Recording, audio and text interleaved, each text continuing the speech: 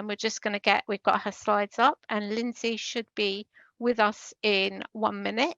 It is, yeah, it's all right. I have myself. We can hear you, we can see you. Brilliant. Okay, that's Brilliant. fantastic. So we've ticked the first 2 boxes. So thank you for everyone. Really interesting presentations so far.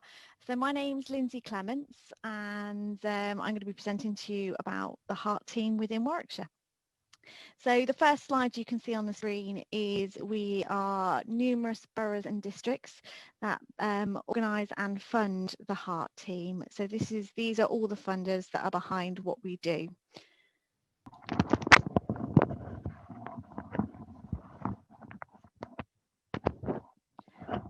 Okay, so we are the Heart Partnership. So we are a partnership service between Warwickshire councils. We were established in 2016, and Nuneaton Borough and Bedworth Council are our partnership hosts. We provide advice and assistance to deliver disabled adaptations and home improvements to keep residents' homes safe, secure and warm. Our caseworkers assess both residents' needs and housing conditions and provide them with tailored advice and support on a range of issues.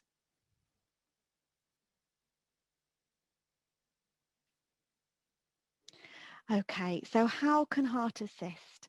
So within Heart and as occupational therapists and housing assessment officers, what we look at are how customers manage within their home, housing conditions for customers, home suitability for customers, falls and safety, and money matters as well.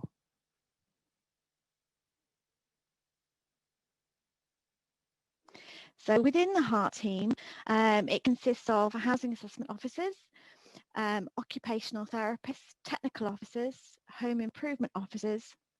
We have approved contractors that work with us and are procured to us, architects, and we have the management board team who oversee what we do.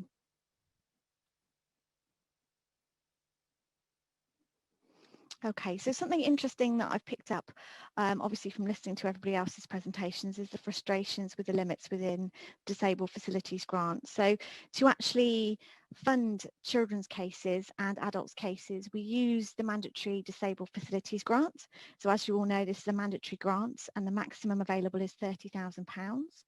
This is a means tested grant for adults. For children, obviously, they're not means tested. And there are certain land charges that do apply to their mandatory grants. On top of this, the Heart team has worked with the local boroughs and districts and realises that any adaptation cannot be simply funded with regards to extensions and major works within that £30,000 budget. So what our councils have agreed is to, by request, approve a discretionary disabled financial assistance grant. And this is a top up to the Disabled Facilities Grant, and it's an additional £10,000. It's not means tested, it's not repayable. Okay, so if you get the mandatory disabilities grant, you can apply for the discretionary grant as well. You can also, on top of that, apply for a loan. Now, the loan is repayable when the property is sold or transferred, and that's also up to £10,000. So technically, for any case, you can apply for a grant of £50,000 to fund the adaptations. So as I said, it's broken up by Disabled Facilities Grant, which is mandatory, the discretionary grant, and also the loan as well.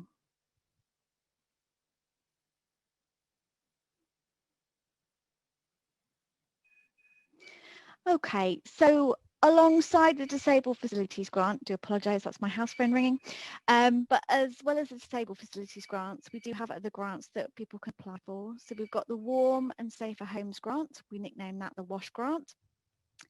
And that's a smaller grant, and you can apply for that if you're on statutory benefits, and that's to look at the upkeep of the property, so double glazing, heating, insulation. We look at those sides, and also working with local schemes to advise people on insulation.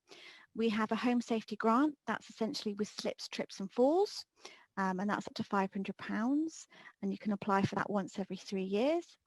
And we also have something interesting which is called a hospital discharge grant.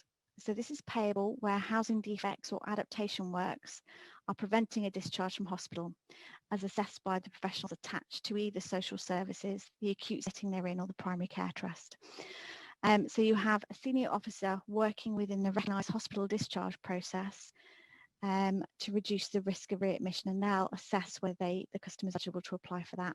And that is a maximum of £10,000, and that's not means tested at all.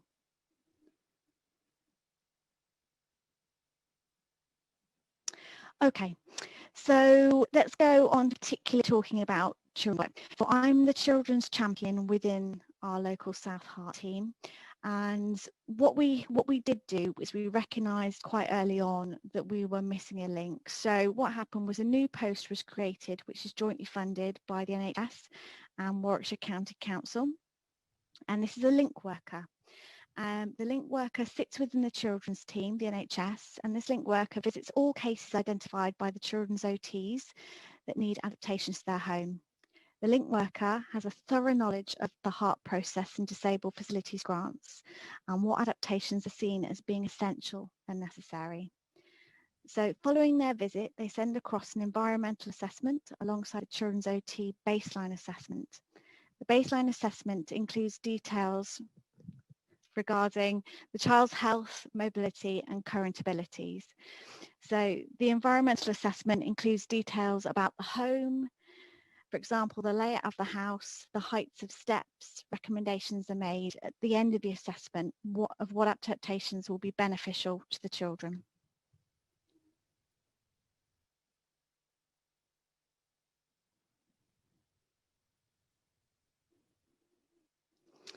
So points of good practice. So referrals for children into the HART service are sent via the link worker directly to the senior occupational therapist within a team.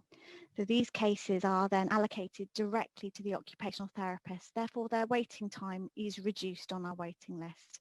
Due to COVID, it has been slightly problematic, but the waiting time overall is reduced for children's cases. The link worker has already explained the HART process and managed the family's adaptation expectations, so this really greatly helps us. So within the initial visit, so myself or one of the other occupational therapists will go and complete the visit, and we'll focus on getting the grant forms completed, just the ownership of the property, and taking any measurements or making sketch plans. We can then go straight out to tender for the works if we foresee they're quite straightforward following our visit, or we can arrange an architect visit. Normally, if an architect's needed, it takes about 2 weeks to get that date in place. Okay, so just to talk a little bit about the architects. So the HART work, we have 3 architects who went through our official procurement process. Once the architects visited, they'll produce initial plans within 2 weeks. Once these are agreed with the family, the children's OT and the link worker, more detailed drawings are then prepared over the next 2 weeks following this. So permissions are then sought. So we look at obviously gaining planning permission, building regulations, 7 Trent builder agreements, party wall agreements, and any structural engineers calculations where required. We also have a party wall surveyor on our books should a dispute between party walls arise, and we also produce waiver letters. So we send those in with applications for planning and building regulations so that the customer's not charged the fee. Okay, so just to talk through a couple of case examples. So we had Master W. So he had a diagnosis of autistic spectrum disorder with sensory processing disorder. So he had significant difficulties with bathing and toileting. So things we had to consider for this young lad is his height and weight. He was exceptionally tall for his age, and was built quite strongly and heavily. And we also had to consider the position of the toilet, the size of the bath, and toileting hygiene as well. So what we actually did is after taking recommendations from the children's team, we provided a larger bath to enable the customer to comfortably sit within. We did place aquaboarding on the walls and next to the toilet. We did slip-resistant flooring, and we made sure this was under the bath as well to tank the room, as the customer did enjoy splashing. So we needed to make sure that room was very much protected. And we also moved the toilet to enable the customer to sit comfortably on the facility, as it was far too close to the wall. Master X. So this chap had autistic spectrum disorder as well, and global developmental delay. So he had difficulties with accessing his home. Access to suitable bedroom and bathroom facilities were an issue for him as well. So the considerations we had to take into account was the customer needed to be hoisted and was a wheelchair user. A shower cradle needed to be provided as well, so we had to make sure that any walls that we had could take that equipment due to its weight and size. A safe spaces bed was going to be put in place, and the customer's family also wished to have a bath and not a level access shower in place. So we did need to approach a charity with regards to additional funding for that. The customer's family were also completing significant private works on site. So what we did have to look into is we had to look into finding a builder also who would be able to undertake the private work, not just the grant work, to work seamlessly together. So what we ended up doing was we converted the existing bedroom and bathroom facility, made a larger bedroom, and we had to extend out to achieve that. We also did front access ramping as well, and we were successful with the charity application and were therefore able to do an adapted bath for the customer as well. Okay, the last two examples we've got is Miss Y. She has spastic quadriplegia and microcephaly.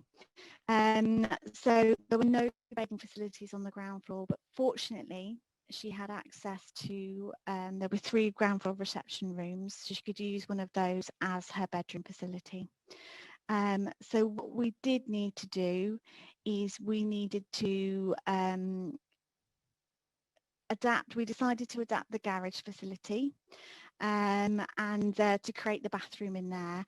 I think the issue we had with the garage was it was full of every single meter you could think of, so we had to get all the meters moved. That did take a little bit of time to organise with the actual electricity supplier and gas supplier.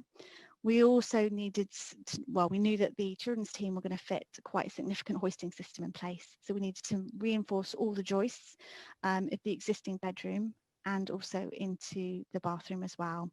And the young lady had a very specialist bed, so we had to make sure that this had enough space for this actual item to go in place as well. And just quickly, lastly, because I know we're coming up to time, Master Z. So he had spina bifida, neuropathic bowel and bladder, and ADHD.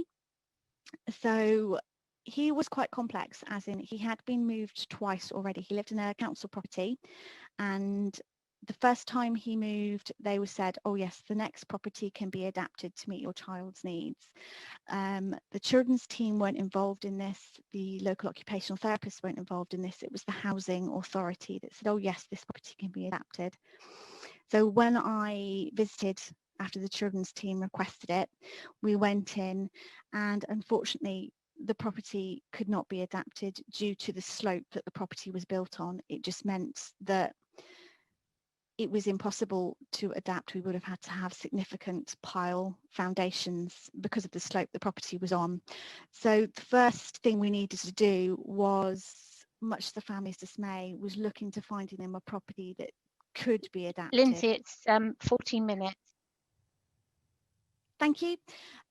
So that's what we did, is we first spoke to the family and said, you know, unfortunately we can't adapt this property due to the issues. So we did, luckily within a month, which is a miracle, find them a new property, a council property, and we've moved them to this property now. And yes, and we, luckily there are 2 ground floor reception rooms in this council property, so we're looking at extending out the back with a bathroom facility, a level access shower room. So there are 4 kind of examples of some cases that I've worked on recently. Okay, so just to finish off, Okay, so the positives of the heart process. So the good thing about our team is that we do have the Children's Link worker, and that really helps the transition for the family to be seamless between the services. So between the Children's NHS service and coming into the community and accessing the grant service. So it helps to manage the family's expectations regards to adaptations. So another really good thing is there's one point of contact for the customer throughout the adaptations process. So as well as being so I will do the whole process from start to finish, and I will be there with the customer's family. So, and also the close joint working of professionals that we have alongside our team. So the fact that we have architects procured into our service. We've got very good relationships with the building control officers, the planning officers. We have 7 major builders procured for the major works, which we use in rotation. And we have a home improvement officer as well. So they inspect the adaptation alongside us as it goes along. Okay, and finally, our contact details. So anybody who feels that they would like to make contact and discuss what we do further, please don't hesitate to do so. Thank you, Lindsay. That's great. Okay. We've got Any quite a questions? few questions, so can I Oh, read them out okay. now? Of course you can. Yeah. I'll do my best to answer. Right. Thank you. First one is, how long did it take you to develop your service with the local behavioural services? With regards to the local NHS and the children's team, it was developed, I'd say the process was a work in action from 2016, and there was very close meetings and board meetings with them to gain that relationship and build that relationship. Lovely. How is eligibility for the discretionary grant determined? Right, okay, so what we do with the discretionary grants, once we've got a tender in and we know it goes over the maximum, the mandatory £30,000, what we'll do is we'll approach the team manager, discuss the case, and I'd say 100% of the time it's agreed. So there may be a few exceptions, but I've never had one turned down yet. So, and then after that, we would obviously discuss the loan with the family to see if they wanted to take that on board. Obviously, it's a zero interest-free loan. There's, you know, it is what it is. We discuss that with the family to see if they wish to take that out as well to move forward. And then after that, we'd approach charities. Thank you. Thank you. How quickly can the hospital discharge grant get paid, and how is it paid, please? Okay, so we have several emergency builders that work with the hospital discharge grants, because of course when it's hospital discharge, it's instantaneous, it's needed that day, if not the day before. So this we've qualified and we're happy it meets the hospital discharge grant criteria. We would then go to tender straight away. After a short assessment process. So we go out to tender straight away, get that tender back. We'd set it up on our financial system. As soon as the work's done, we would then pay the contractor straight away.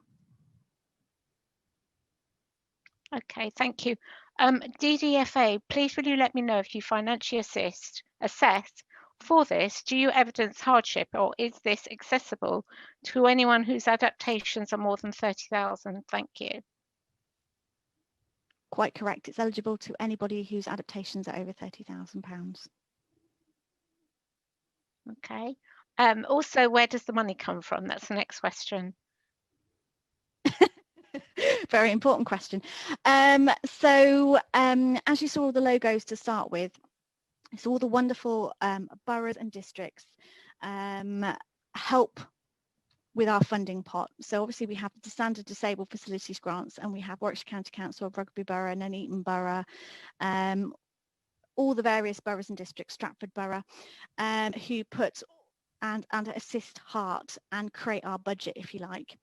And therefore we have regular expenditure meetings at board level, and so to make sure we don't overexpend, yes, that's where the money comes from. Thank you. Question RE baths versus showers. Councils work so differently. Some places fund specialist baths easily, others insist on showers. Why the discrepancy? It's very true, completely true. I agree. So it is a bit of a postcode depending on where you are. The Heart team was set up so we don't have that postcode lottery within Warwickshire.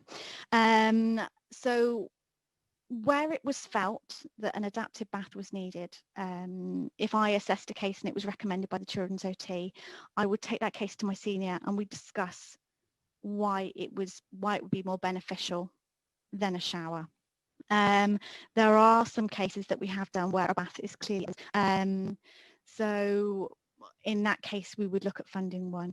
So it's one of those ones where it is down to clinical reasoning about whether a bath is more suitable for that customer or whether a level access shower would work better for that customer.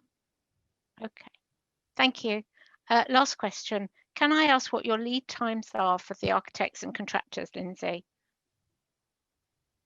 Right, okay, so architects, with our procurement contract that we've got in place, with them, our procurement agreement, we normally get a visit with them within 2 weeks of bringing them. Most recently, I've been able to get them the following week. With regards to contractors, so our procurement agreement with our contractors is that when we go out to quote to our contractors, they will return that quote to us within 10 working days. They can ask for an extension, but they have to contact us with a reason as to why they need that extension. If they can't quote within the timescales and they tell us they can't and the reason they can't, if we do not feel it's a good enough reason, then we will skip to the next builder on the list. So it's builders in rotation, so nobody gets more chance at jobs than the other one. But if a builder normally says they want to be passed over, it's because they feel they can't fit it in. And then what happens is we do a pre-start meeting before the works begin, and then we set a start date at that pre-start meeting before the actual build begins, and that gives us our timescale to work with. Thank you, Lindsay. Very interesting talk, totally integrated service. Thank you again. I think there's one more question on the chat, if it's possible just to have a look at it, or maybe that person wants to email Yeah, you. cool. And thank you again.